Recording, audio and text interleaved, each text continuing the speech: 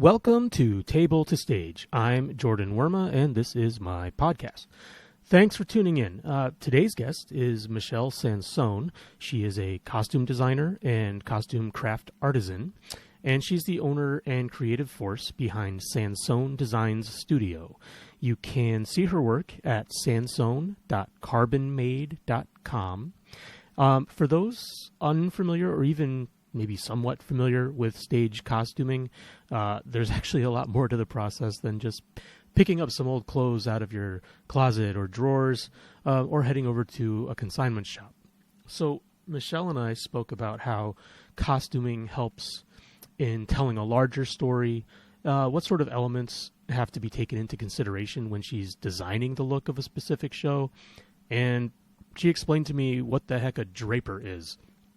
This was a great bit of learning for me, as even though I've appeared on stage and in costume many times, I've never really given a lot of thought to everything that goes into the costumes. I just kind of assumed there was a little bit of hemming involved, and spoiler alert, that is not the case. So if you're enjoying the conversations on Table to Stage, I hope you're telling your creatively minded or curious friends about it. And leaving ratings and reviews on iTunes goes a long way in making it easier for other people to find and listen to the show.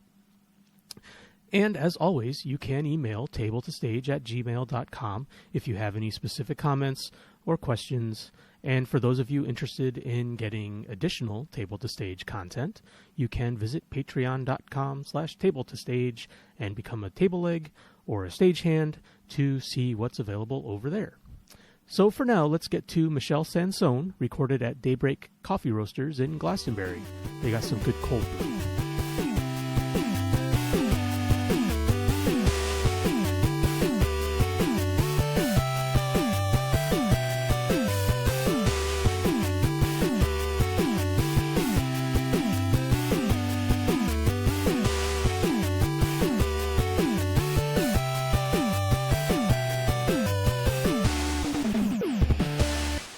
You are not originally from Connecticut, so where did you come from to arrive here now? Came here from Missouri by long way ago of Chicago. I grew up in the Chicago metro area. Then we moved into St. Louis when my father got transferred there. Met my husband in St. Louis. We've lived there and all over the state of Missouri for the past 20-some-odd years. Oh, wow. And then headed to Connecticut. What brought you out this way? Specifically the job market. Okay. Really, people leave here all the time. Yes, That's what they say. I'm leaving because of the job market. And that's what I hear.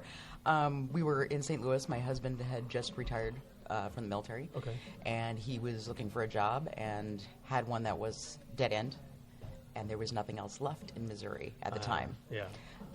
I'd been working in the Missouri theaters, especially in St. Louis, quite on a regular basis, and I always had a job, and I was getting ready to go back to a job as I was finishing grad school.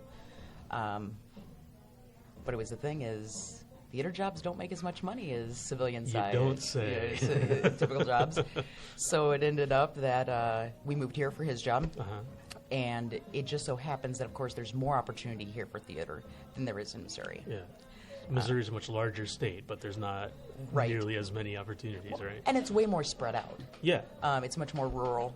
You have three major cities in Missouri. You have St. Louis, you have Kansas City, and you have Jeff City. Okay, I thought there were two. Well, I call Jeff City one of the major cities because it is the capital, after all. Okay. The theater scene there is very small. Okay. Kansas City and St. Louis have a decent-sized theater scene, but it's the same people you see over and over again. Yeah. And that's where they get the Broadway tours that come through there and stuff like that too, or there are tours that do come through. There is a huge regional theater scene in both cities, though. Okay. So you do have some League of Regional Theater places to actually work that are professional. Okay. You actually get a regular paycheck, all those kinds of things. All right. And I had been working that circuit for, like I said, about 20 years, and then when we moved, I come here, I know nobody. Yeah. And it's kind of like, okay, we're starting all over again. Yeah. That's got to be a little bit scary, right? It is. It's a little disturbing. Even through the military travels that my husband and I did, I at least knew somebody. Yeah. not here. Nothing. Just not here. Clean slate, right? Exactly. So,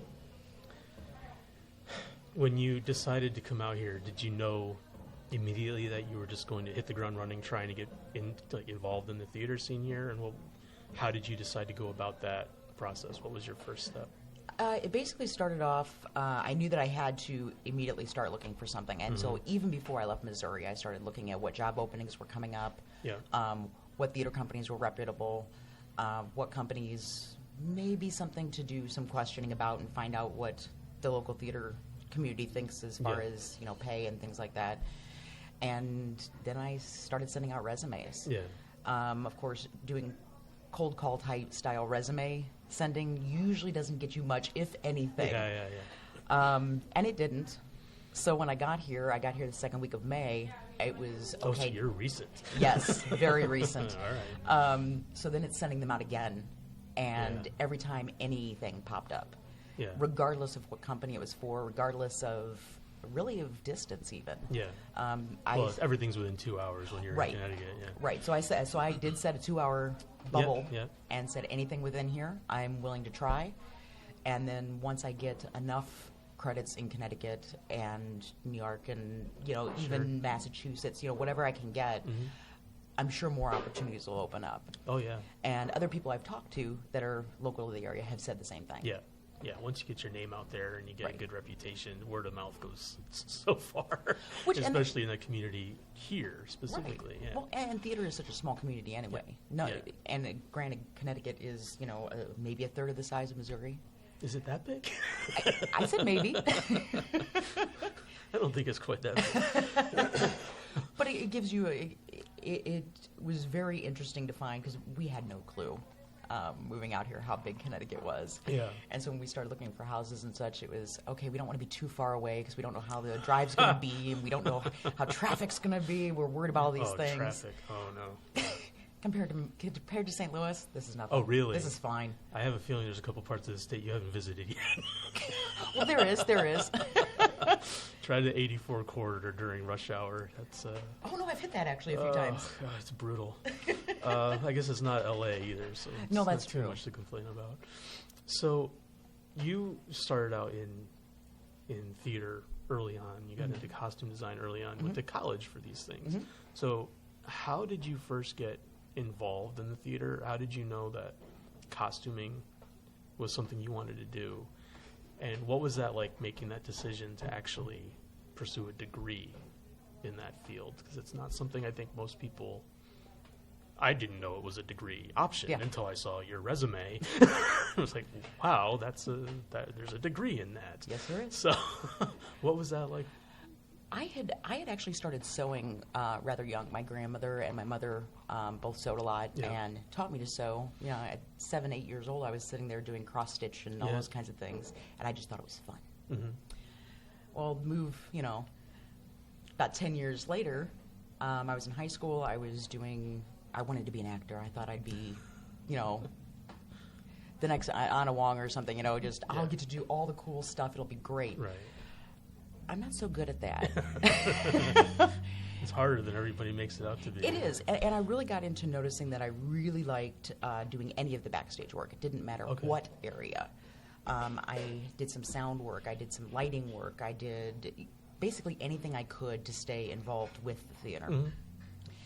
And it came about, I guess it was junior high. It was probably 8th grade. Okay. After I'd been in a show and didn't do so well in my estimation, I decided that, I know how to sew, and we never have enough people that can. Yeah. So maybe I'll do that for a while. I'll sew and I'll be an actor. Yeah. And so I went that route, and I started pursuing it, like I said, in 7th, 8th grade, continued through high school. I went to the thespian festivals and did all those things. Is this still in Chicago, or was this in Missouri? I never lived. Okay. Yeah, I was 13 when we moved out. Okay, I got you. There, so this was St. Louis area, so when I got ready to start college, I said, well, I'm going to do theater. Yeah. And I thought I'd do lighting design because I really liked the way to see how the colors blended and how to get things to bounce and do different effects. I thought that was fun. My first semester of college, they had me climb up on the A-frame ladder, 20, maybe 30 feet in the air. And I'm like, no, I don't think that this is the place for me. Those flights are higher than I thought they were. Yeah. And I don't have a particular fear of heights. Yeah. So that was kind of odd for me. But, wobbly A-frame ladder, no. Carrying heavy things, nah. Yeah. So I decided to go ahead and go back into the costume shop and met the costume designer there at the time was Jack Smith. That was at SIU, Edwardsville. And got along really well, really good guy. He had only graduated with his master's just a few years before teaching there. Okay. So, he was younger. Mm-hmm. And I really liked the way he taught and the way he talked about the philosophy of design. Okay. And so I went into costumes. And that's where I've been ever since through all of my undergraduate plus graduate career. Yeah. The years that I worked in Kansas City and Missouri, just whenever I could get a costume on stage for any reason, I did it. So you said that you really enjoyed doing all the stuff backstage, all the behind the scenes stuff. What was it about? Maybe the work, but maybe not even the work, maybe just the environment. What was it about it that drew you to it, that made you stay there, even though you didn't feel like you were going to be the person on stage, the star like you had initially thought? But something had to have kept you there. So what was it? I think one of the things that a lot of people draws a lot of people to theater is the fact that it's made up of a very diverse group of people. Yeah. The people that don't really fit in anywhere else. The people that maybe they don't get the best grades, but they're also not the people that are the most popular necessarily. And so that fact that everybody was welcome. Yeah. And everybody, for the most part, even in high school, believe it or not, most part, everybody got along. Yeah. And that was something I think everybody at that age is kind of searching for. Sure, yeah. And then I found as I moved forward into the professional world and in school that it just felt it's a comfortable place to be. Yeah. That people appreciate the skill that you bring to the table, even if it's not the best skill, you're not the best at it. They appreciate the time and effort that you put in. Even if the skill you have is to keep a positive attitude, like whatever it is you can bring. Yes, that is amazing and very hard to find. Yeah, that's interesting. I find that even in areas that may not be particularly diverse, that whatever theater and art community they have in that area is going to bring out whatever diversity there is. Yes, you'll find all of them. Absolutely. in that little community there. Okay, so you've been doing costume design for a long time. I mean, is that?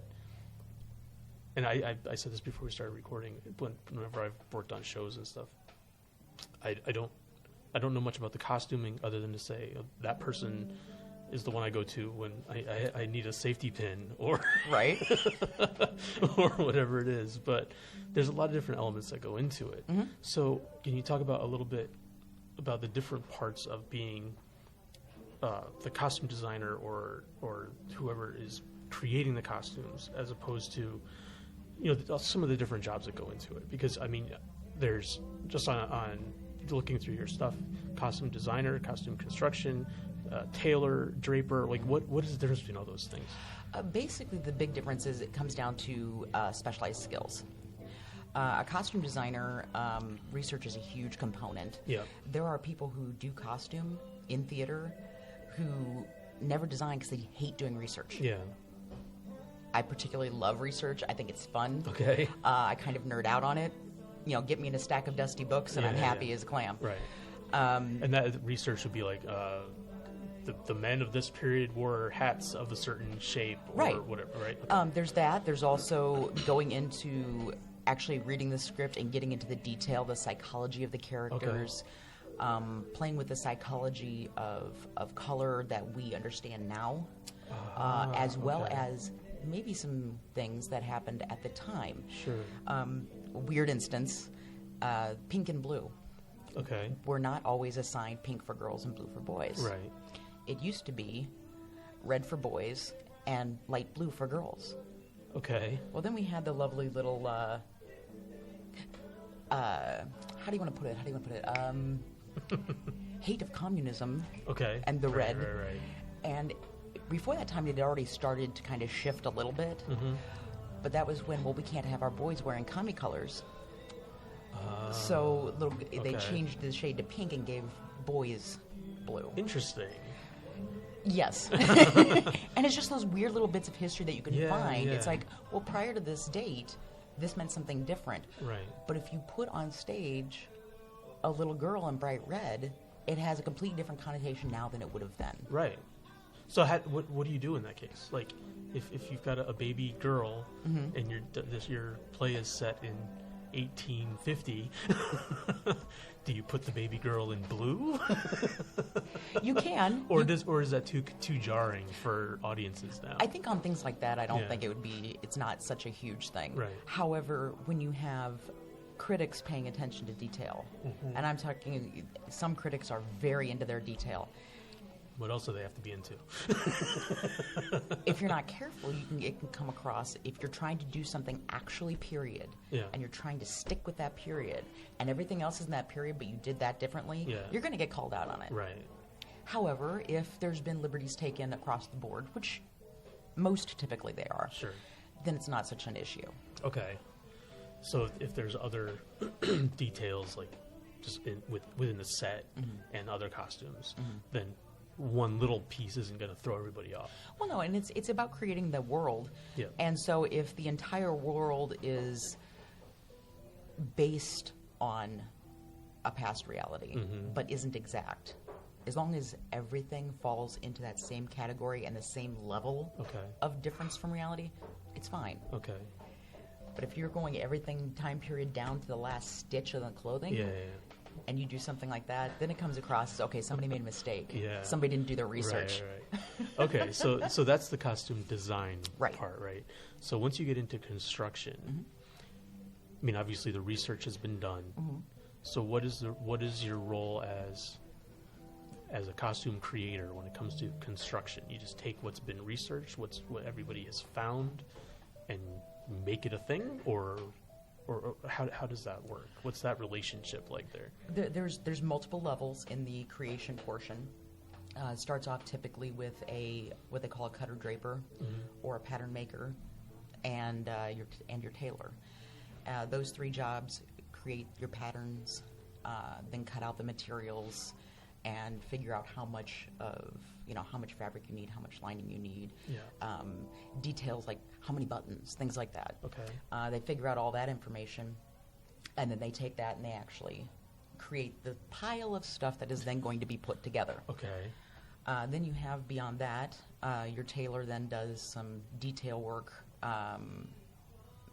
putting linings that go in between the exterior and interior of your suit that no random person ever sees. Right. But they make the suit hang the way it's supposed to. And then you have your stitchers who actually assemble those pieces. Okay. And that entire process, if you're looking at something, and people are amazed by this every time, if you're looking at a men's suit, uh-huh.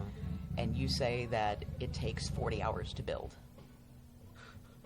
and everybody goes, no, that doesn't take 40 hours. I can go buy that for $100 at Men's Warehouse. Right. It's like, well, yeah, you can, but the amount of detail and care and structure was not given to it that $3,000 suit was. Right. So basically, as costumers for theater, or film even, we build real clothes that are actually, one-off deals for just pretend people.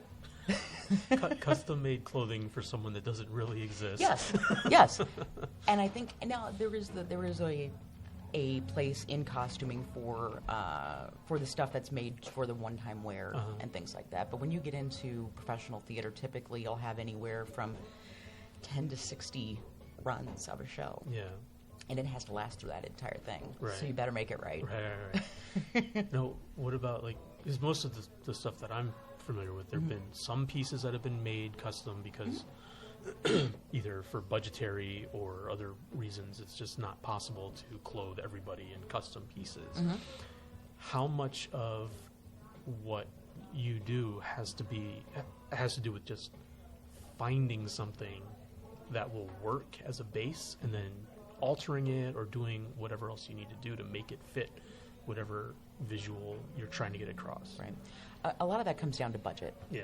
The bigger budget you have, the more that gets built, typically speaking. Right. It also depends on the amount of staff you have. The more staff, the more you can build. Yeah. I always prefer to build, if I can. Just from the ground up for everybody. Either build or straight up purchase, because that way I know it's going to fit okay. the first time. I don't have to worry about trying to make something work. Yeah.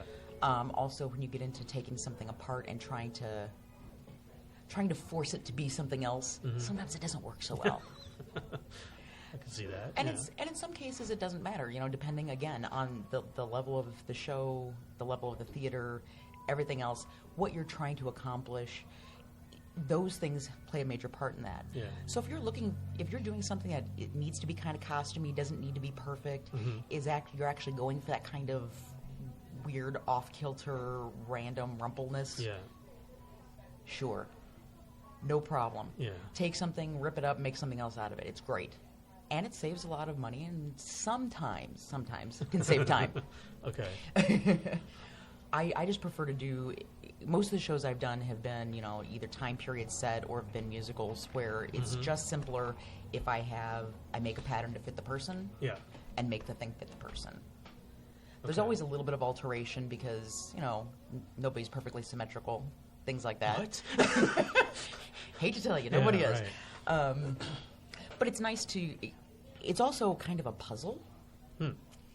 It's taking all that math and finding a way to make it physically fit and work on the person in an attractive way. Okay.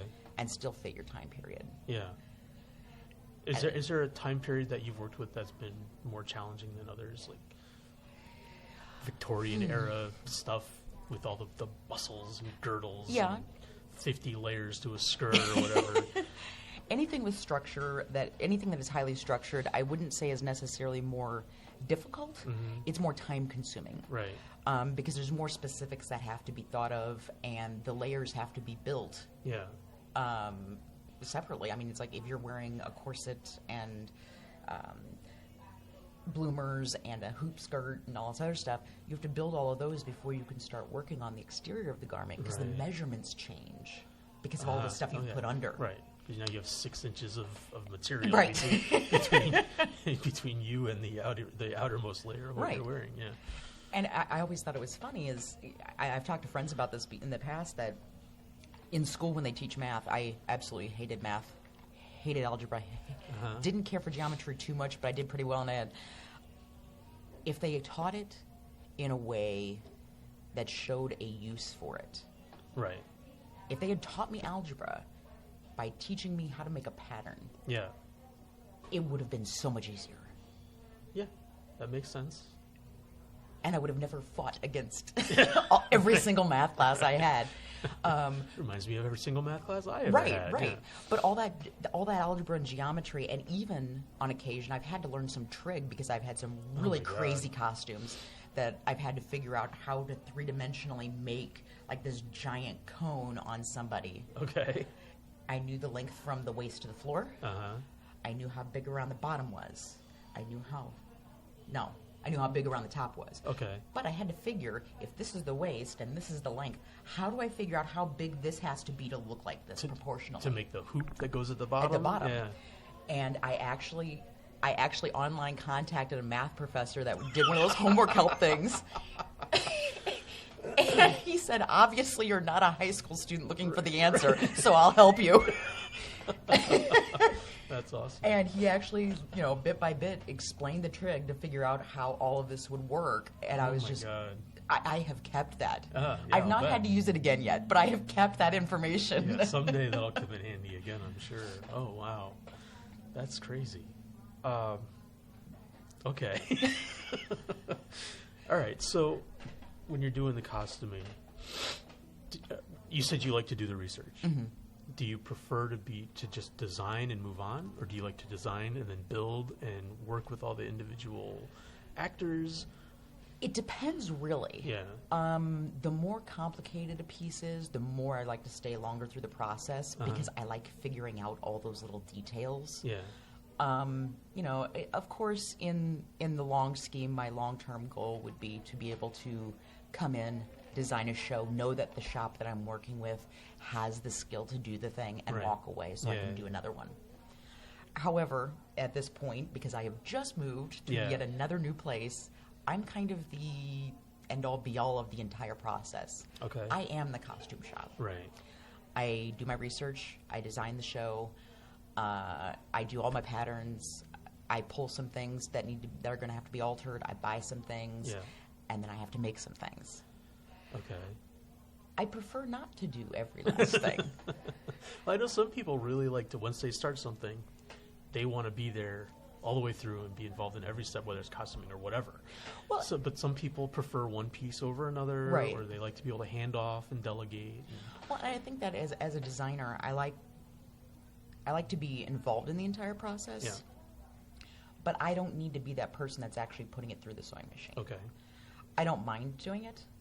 And if that's what I need to do to get me to the next bigger show and move up to the next bigger thing and the next longer term sit down, this is where I'm working, that's great. Yeah. And I have the skill to do it. However, I do want to get to the point where I have a shop. Yeah. Where I have, I have my draper, I have my stitchers, I have the people I can hand stuff off to, and they have the skill and the knowledge that they can actually put it together, and then I worry about the goofy little pieces about, well, where are we going to get those neon green buttons? Right. It just makes it more focused, and it allows you to give more attention to detail, which some people argue, nobody's ever going to see that from stage, nobody's ever going to notice. In my experience, there's always somebody who does. Yeah. Well, I mean, from my experience, having worn costumes, I know that the more authentic the costume feels, the more into the scene, the more into the character you're able to get. So, like if I was wearing a period suit or whatever, and I knew that the inside lining had like purple polka dots or whatever. It might look one way on the outside, but it's like I know in here there's this silly little detail that's in the back of my mind. So it would be helpful for me to know that what I'm wearing is as close to authentic as possible. But see, and that's something I think is fun, is that little detail could be pulled into the psychology of the character if it's appropriate. Right. Yeah. Okay. And especially if it was designed that way on purpose. Yeah. You have the guy, you have somebody like, let's say you're doing a modern version of Othello, and you have Iago, and he's in like this 3-piece, shiny shark skin style suit. All right. Yeah, because he's kind of that snaky, slimy dude. Making you look like the used car salesman. Right. And if you do that, but then the inside lining has something that shows just how. More the background of his story. Yeah. Shows that the way he weasels away and the way he kind of pulls back in, some sort of detail. Maybe the lining, the exterior of the suit is some sort of kind of greenish, giving again that kind of slimy animal, reptilian type feel. But then the inside is a soft blue. Okay. Well, why would that be? Yeah. Is he really that softer guy? No, I'm not saying Iago is by any stretch of the imagination. But you can play with things like that. Sure. And it's things that the audience may never notice. Right. But somebody will. Yeah. Even if it's just the actor, even if it's just the director, somebody's going to notice those little tiny details that you put into it and be able to get something as a takeaway. Now, how closely, you specifically, but just in general, do you find that costume designer works with the director or the writer or whoever to help advance the actual story? Like, do you use the use of costumes as narrative pieces? Yeah, I would say I have never encountered it where I've been able to deal with the writer directly. Okay. I'm sure there are instances where that has happened. I've just never had that opportunity. I think it'd be kind of fun because then you know what their intention was because they can tell you. Right. With the director, though, you work quite closely, and you'll have several meetings up front before you even touch pencil to paper to draw anything to make that design.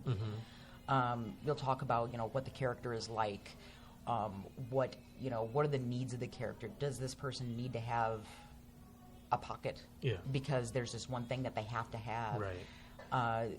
So there's the practicality of those things, but then again, the psychology of the character, how the character's interactions with other people, how are you tying them together? Are you tying them together with the silhouette? Are you tying them together with color, with pattern? Okay. What those relationships are, and if they need to be noted some way. Okay. Visually.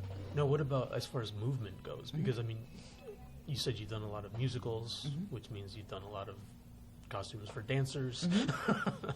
And I shouldn't say most, but a lot of musicals are set in periods where the clothing does not really lend itself to a lot of grand movement. Correct. So how do you deal with creating costumes that are simultaneously period appropriate and able to allow the actors, the performers to move, to fill their lungs with air so they can sing, all that stuff?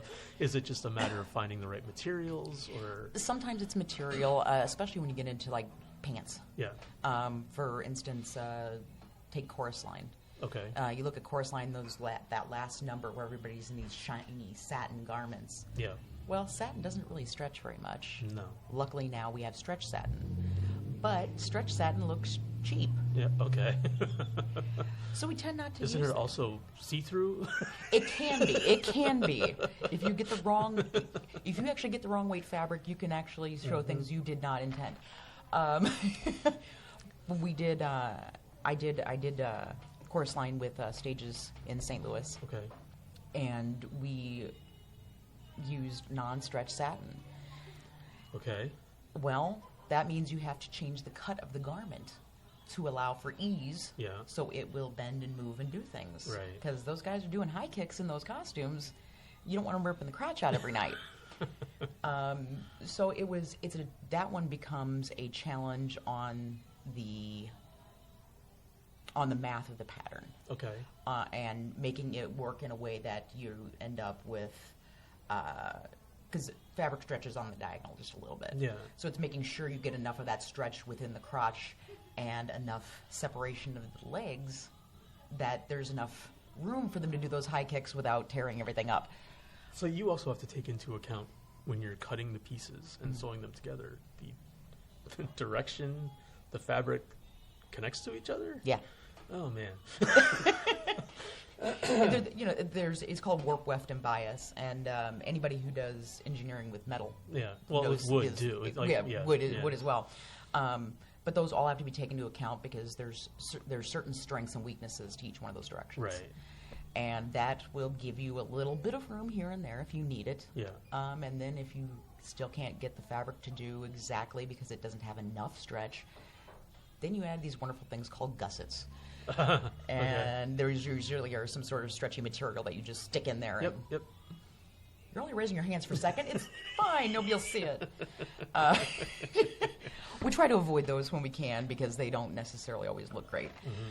But there's certain allowances you have to make when you're doing a period piece, like Oklahoma. If you're raising your hands over your head, that's not something you would have typically done in some of those women's dresses. So you have to add a little extra so that they can do that. Right. Even though it's not period, they have to be able to do the thing. Yeah. Is that a balance that's really difficult to strike sometimes, or do you usually find a relatively economical way to do it? Sometimes yes, sometimes no. It depends on, I would say it depends on how well you can interact with your director. I've seen where it has gone really simply and has worked out very smoothly, and I've seen it where it's kind of become a mess. Okay. And it just depends on that relationship and how much that director actually understands of costume. Yeah. And how much you understand of what, as a designer, what the director is trying to get at. Okay. So instead of saying, oh, well, I think we need to have a little bit more where they can go up a little higher. Well, what does a little higher mean? Yeah. Do they have to put their arms straight over their head? If they do, just tell me. Makes things easier in the long run. Yeah. So you have to coordinate with choreographer too at some point on this. And that's typically something that's done, should be done in design meetings. sometimes you find out later that the choreographer has done some other stuff that you didn't know had happened, and you have to kind of punt. Yeah. But for the most part, it's just, if you're doing a show that's heavy on dance, you're going to assume that somewhere along the way you're going to have to punt and add some stuff somewhere. Yeah. Now, I know in my personal experience, I've been a part of shows where it began with a certain vision and a certain style or choreography, and then halfway through, most of that got scrapped and everything got changed. Wow. So some of the costumes had to be adjusted. Have you ever run into a situation like that where you've had to make big changes to what you had initially envisioned or planned in the middle of the rehearsal process? I'd say on occasion, yes. Yeah. For the most part, especially with professional theater, not so much. Right. Typically, you go into your shop with a professional show knowing, you've already spent months talking about all this. The choreographer's already gotten going.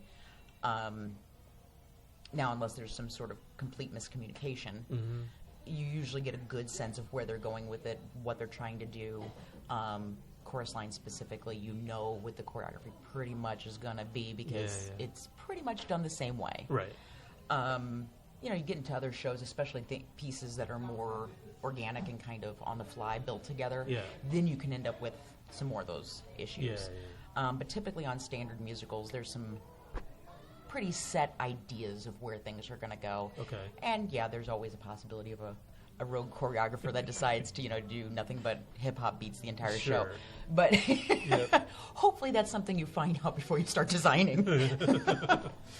I've only had it happen, I'd say 2 or 3 times, where I've had to actually go back and almost start from scratch. Yeah. It's rare. Okay. And I'd like it to be a lot more rare. Yeah. So you've been in Connecticut, you said, since May, so a few months. What's your experience been like getting into the theater community here? What have you got lined up so far? It's been difficult. Yeah. And I don't think it's anything that's necessarily wrong. I've just found people, I can't even say people because I haven't met most of them. The way that we do online job applications now has taken the person-to-person contact out of the job market quite a bit. I find that a little disturbing and unfortunate, especially for visual artists, because there's nothing here other than here's the photos, here's the resume. Right. Well, first thing, did that company use one of those resume filters? If they did, chances are 90% of applicants are going to just be filtered out because they don't have the right format for that the specific keywords that they were looking for. Exactly.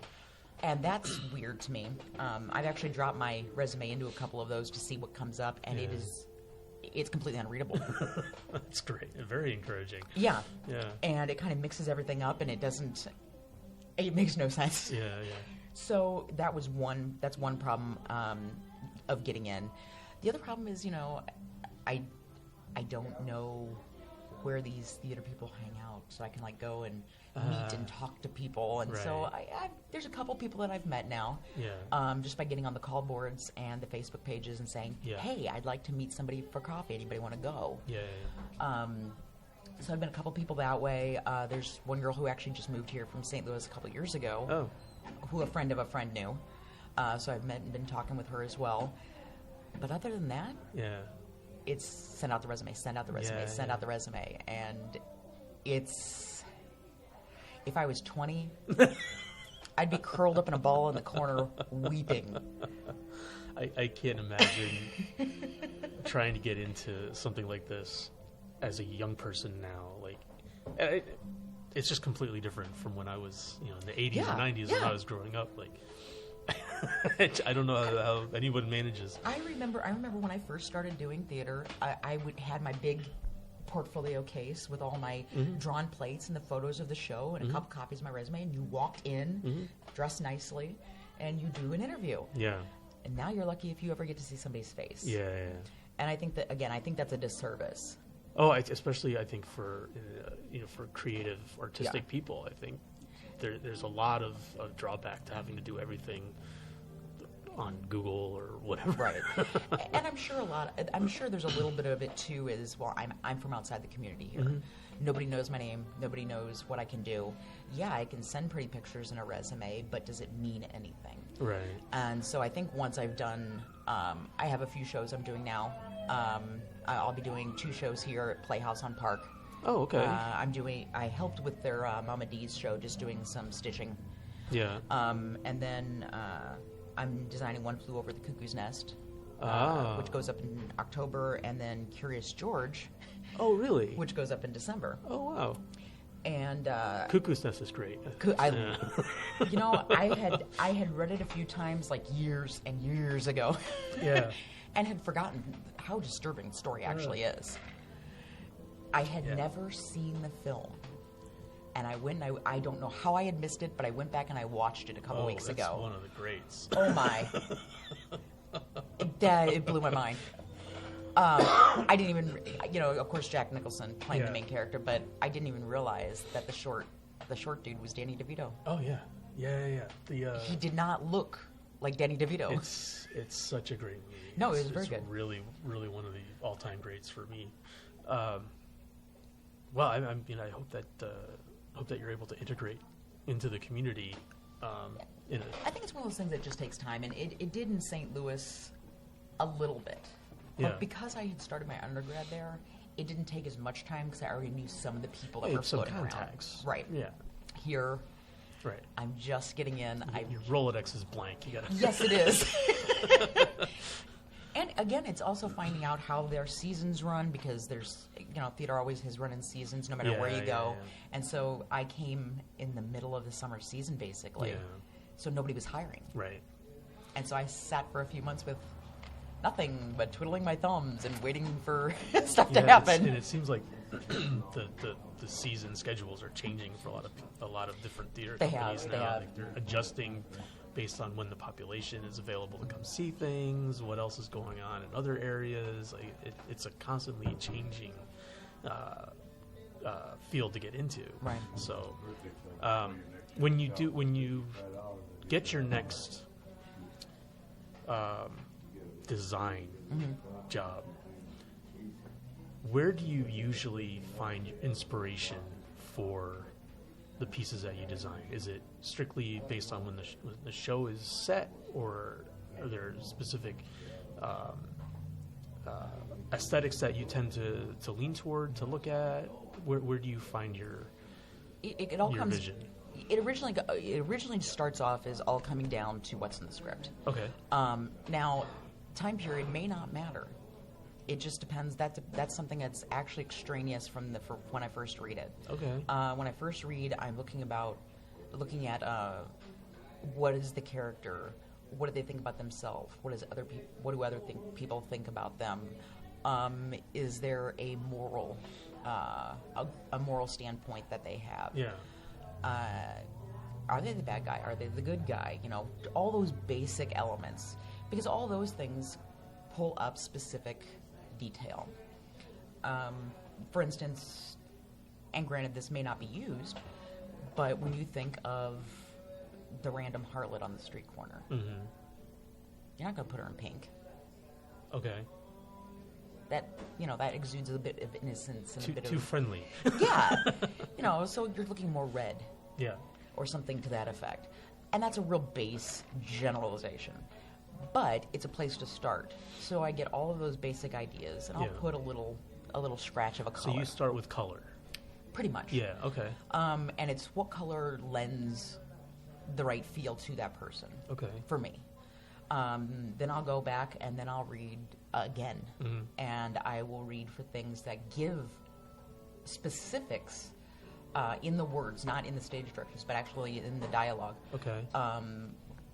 Of something that would have to be time period. Okay. A lot of Shakespeare. Yeah. There's nothing that dictates time period. Because of that, Shakespeare's been done in almost every era imaginable. Yeah.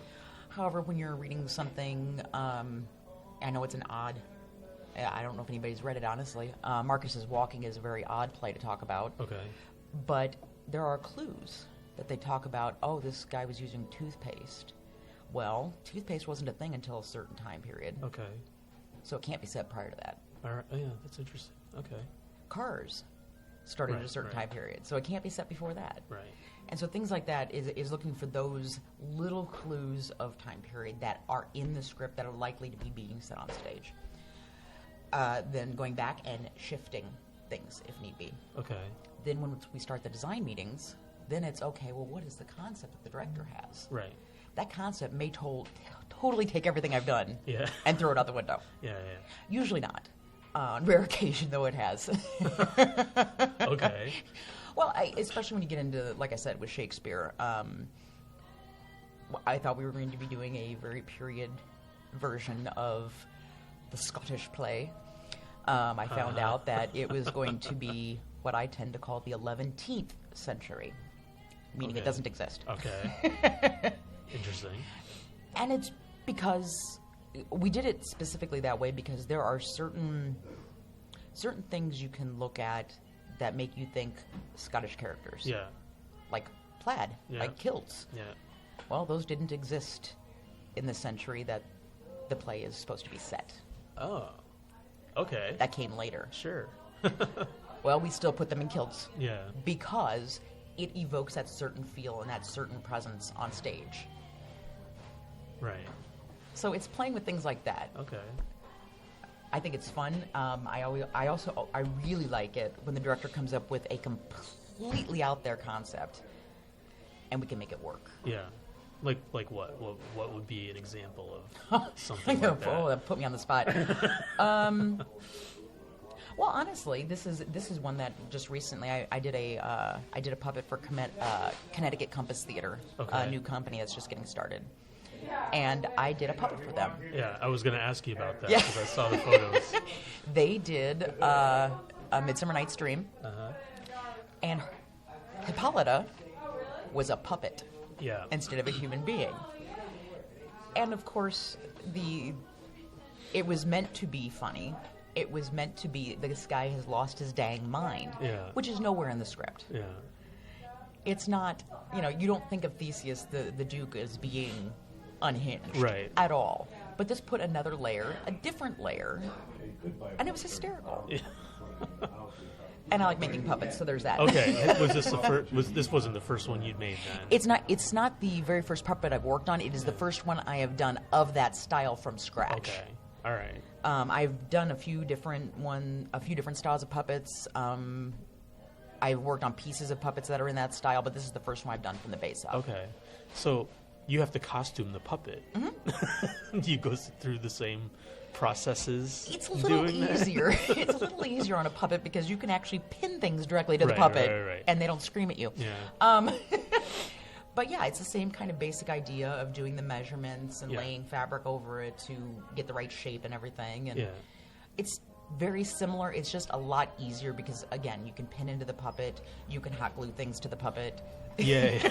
You have a lot more leeway. So you said before that a lot of what you look at has to do with the psychology of the character.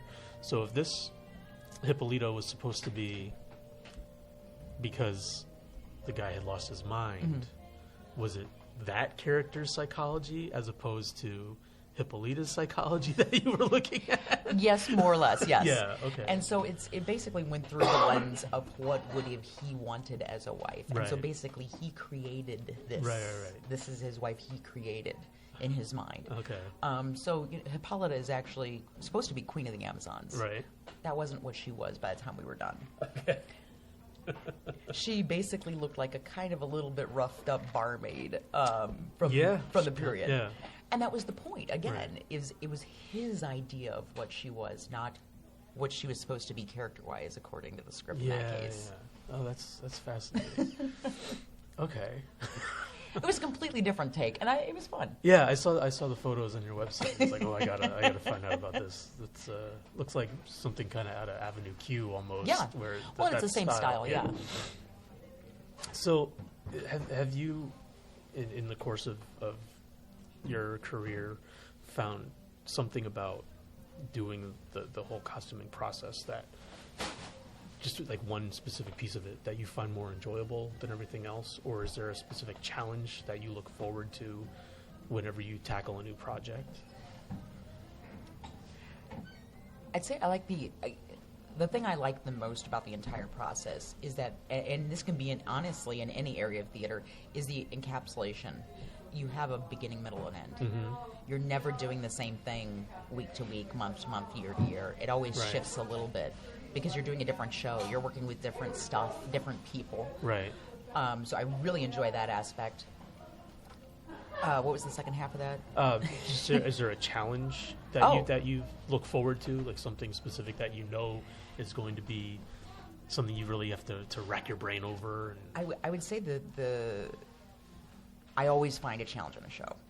There's always something. Yeah. And that usually ends up becoming my pet project. Okay. Because I like the puzzle part of it. Yeah. I like trying to figure out how is this going to work? How am I going to make this happen on stage? You know, we're going to have 15 seconds to change out of this costume into this one. Oh, God. Yeah. There's some basic things that you always do to make those things work, but sometimes those things don't work. Yeah. Sometimes that's not fast enough. And so coming up with new ways to do things, faster ways to do things, and in some cases, depending on where I'm at, ways to save money. Okay. Ways to, this is supposed to be done this way, this is how much that takes to do it that way, but we can't. Yeah. So how do I make that cheaper and still make it hold up the way it needs to so it'll last the run? It's all those kinds of things. Yeah. There's constantly just these little tiny challenges, and I think that's part of what makes the job interesting as well. Okay. I don't know if you get those as much in lighting and sound. Yeah. Because you have a set, you're using this lighting board, you're using this software, or this kind of thing. Right. Whereas depending on the size of the actor, the physicality of the actor, the type of fabric you're able to get, all of these things can change, and then, God forbid, somebody wash something that they weren't supposed to wash. Take home your costumes. we actually had when I was at Lindenwood, one of the last shows I did there, or actually no, it was one of the first shows I did there. We sent the stuff out to go to the dry cleaners. Yeah. Well, you send it to a dry cleaner. It's going to be dry cleaned. They washed it. Oh, no. They washed it, and no. it was all these brocade women's dresses, late Victorian era, with all the stays and everything in them, God. and they just shrunk, and it was like... Recast the whole show with children after that? Well, no. It was after the show had closed, thank God. Oh, okay, all right. But it was just like all the hours of work, we just watched it just go away, and that happens. And it happens, and that's the disturbing thing, is there's no way you can prepare for that. It just... You got to figure a way to punt and move forward. That's brutal. I noticed on your resume you have a couple of films that you did in the last year or two. What is the difference in your experience from doing stage costuming to doing film costuming? Because, I mean, stage, there's distance, but film is a very close-up medium. So how do you make those adjustments? Detail is a lot more important on film. I love putting detail even on my stage stuff because I think it's something that, as an actor, you can actually, you touch it, you feel it, you see it. Yeah. It gives you, like you said before, more of a sense of that character. Sure. But some of those details, like if you decide that you're going to stitch the detail trim in red instead of blue, that nobody's going to notice that. And there's no reason to do it. Right. Especially if it means you have to go out and buy more thread. But on film, if there is a reason to do that, you're going to be able to see it at some point. Yeah. And so there's actually more of a necessity for that level of detail because people are going to see, oh, look, they left the guest logo tag on that shirt and they shouldn't have done that. They didn't clip the vent on the back of his suit jacket. Yeah. Those are things that might get missed on stage. Right. On film, you're going to see all of that. Yeah. And especially when you get into wigs and makeup, it gets even more because that lace front wig, if you don't do that right, everybody's going to know. Yeah. So I think that's the biggest difference is that the two films that I did with 105 millimeter, it was a very tight, very quick schedule. The first one was the Last One Standing was a thesis project. Okay. Former military member, so we both had enough gear that we were able to tear apart to make it work. Slap together those exactly. costumes, huh? But we went near future, so there were some things that actually had to be constructed. We kind of constructed a forward-looking IR display on the the helmets and stuff, and all this kind of thing. And some of it worked, some of it didn't. But we didn't have a whole lot of time to do that because he was, within the restrictions of working on his thesis. Yeah. The other project, the Mermaids Unlimited, or Mermaids Anonymous, sorry, that was a 100-hour film project. So that was boom, boom, boom, boom, boom, get it done, here you go. Wow. But even on Last One Standing, I did all the makeup effects on site. Oh, wow. As needed. No pre-prep other than having my fake blood mixture. Okay. And I went in there with some latex, with some toilet paper, with some makeup, and some fake blood, and looked at the camera and went, okay, it looks right. Wow. Not much prep time. No, and I mean, I'm sure, I know on big movie sets you have the time, you have layers and layers of prep done, you have, 6 different trials of a pre-shoot to make sure it's all going to work on film, all that kind of stuff. We had none of that. Yeah. It was literally put it on, let's go. Yeah. Wow. Makes it fun. Yeah. New experience anyway, right? Also means there was fake blood all over the back of my car by the time I was done, but yeah. If it was washable fake blood. Mostly. So jump back to stage for just a minute, because I'm curious now, like, there's got to be some overlap between costuming and the prop master on a show. There is. So where do you delineate what is a costume and what is a prop? That always goes back and forth. Every show I do. Is it just passing off responsibility to somebody else? Sometimes yes, sometimes no. I look at it personally as if it is worn, if the actor actually wears it in the show, it is a costume. Okay. If they never wear it, if it just sits on stage, they never touch it, it's a prop. What if it's carried? That's what I was just getting to. If it's carried like a purse or a cane, something to that effect, then it kind of goes into that gray area. Okay. I think it's typically how I've always done it is it's still technically a prop, but it needs to be discussed with the costume designer. So we have the right colors, the right feel, that everything still fits. Typically, it's not an issue. Yeah. And if the props person is underwater and has 9 million things to do and doesn't have time to pull a purse, Right. I'll go pull a purse. It's fine. It's not a huge deal. Yeah. But it's one of those things that does come up often. Yeah, I would imagine, because I mean, I'm just, there's always a million props, and those are always under very strict supervision. But the costumes generally go to the actors, and they're responsible for their costumes. Well, and at some, the wardrobe manager is, but yeah, depending on where you're at, again, depending on what kind of theater you're at, sometimes it's the actor, sometimes it's the wardrobe manager. Yeah. Sometimes it's the designer. So it's just really a matter of communication and figuring out who's going to be responsible and making sure it's all taken care of. And it's one of those things that I've noticed at a lot of every theater I go to, they do things slightly differently. Yeah. Not anything that's major usually, just little tweaks of difference. And I like the actors never take anything home. Yeah, that seems safe. If we're borrowing your shoes for the show, they stay at the theater until the show's over, because if you forget those shoes, you're not wearing your Chuck Taylors on stage. I'm sorry. But again, I mean, it's one of those things, and it depends on the theater you're at, too. Yeah. I mean, smaller theaters that don't have any budget typically allow their actors to take their stuff home because they can wash it themselves. Right. And I understand that. I also know about how much stuff goes missing, though. I mean, even in a show where they don't take a dang thing home, how many actors I've had have gone home with their socks from the show on because they just forgot. Yeah.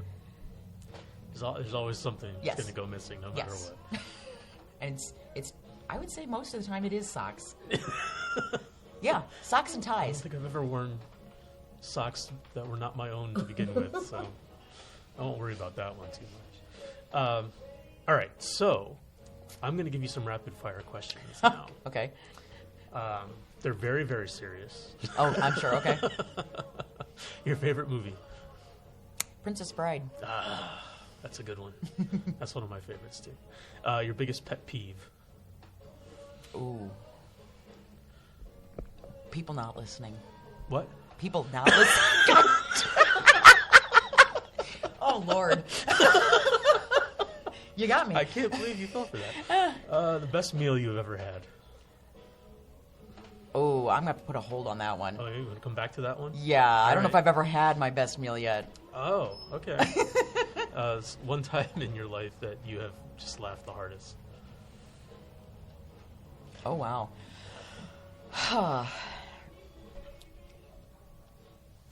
Laughed the hardest. I honestly don't know. Oh. I'm sure it's happened, but it's like when the hardest, you put that specific on it. Yeah. I honestly don't know. Okay. One place everyone should visit before it's too late. Jamaica. Jamaica. Okay. Loved it. Why?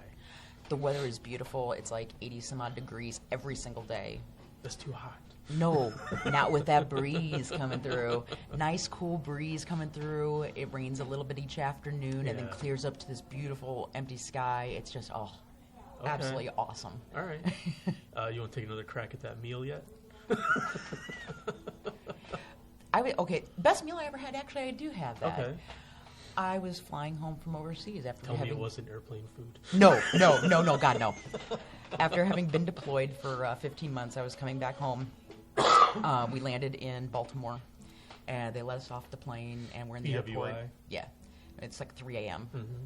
Everything's, of course, closed. They actually had people there to greet us and say, welcome us home and everything, which was great. And the gentleman that owned the steakhouse inside the airport stayed and opened for us. Oh, wow. I had a steak and a baked potato and a rum and Coke, and it was the best thing I had ever eaten. All right. I'll buy that one. That sounds like a good meal.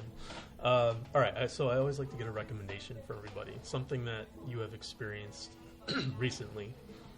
Recently can be however long ago you have to go. That you just think other people would enjoy, they should try. I've had restaurant recommendations, books, all kinds of different things. Skydiving.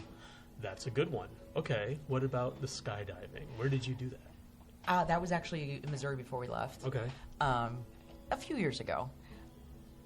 There is, especially if you are a person who tends to want to be in control of things, okay.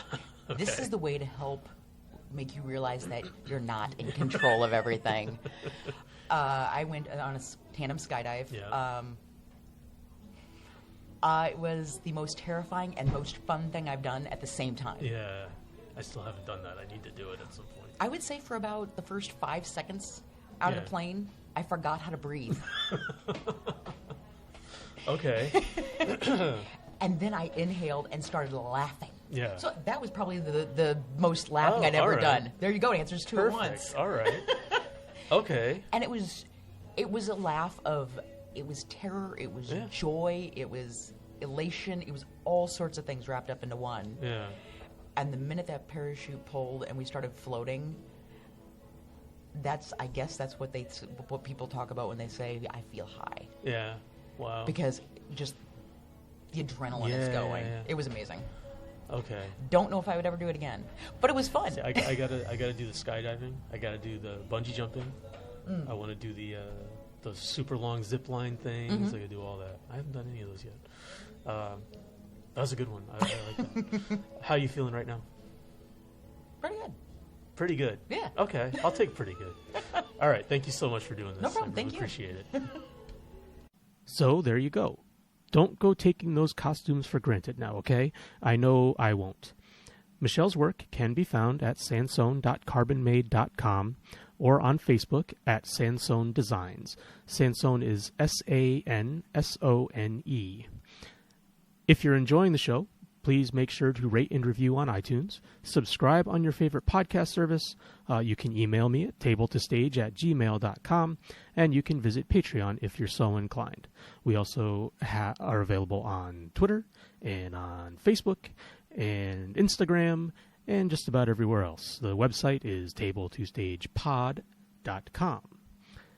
Now, I have promised in the past to offer some of my own recommendations from time to time. So today I'm going to recommend the Mistborn trilogy. The Audible version is the one that I listened to. The Final Empire, The Well of Ascension, and The Hero of Ages are the 3 books by Brandon Sanderson. It's a fantasy epic series, and it's really wonderfully voiced by Michael Kramer, who reads all 3 of the books. It's set in a unique fantasy world of magic. There's shape-shifting creatures. It's really wild. I found the series really entertaining. So that's it for now. Thanks for listening. Until next time, keep creating.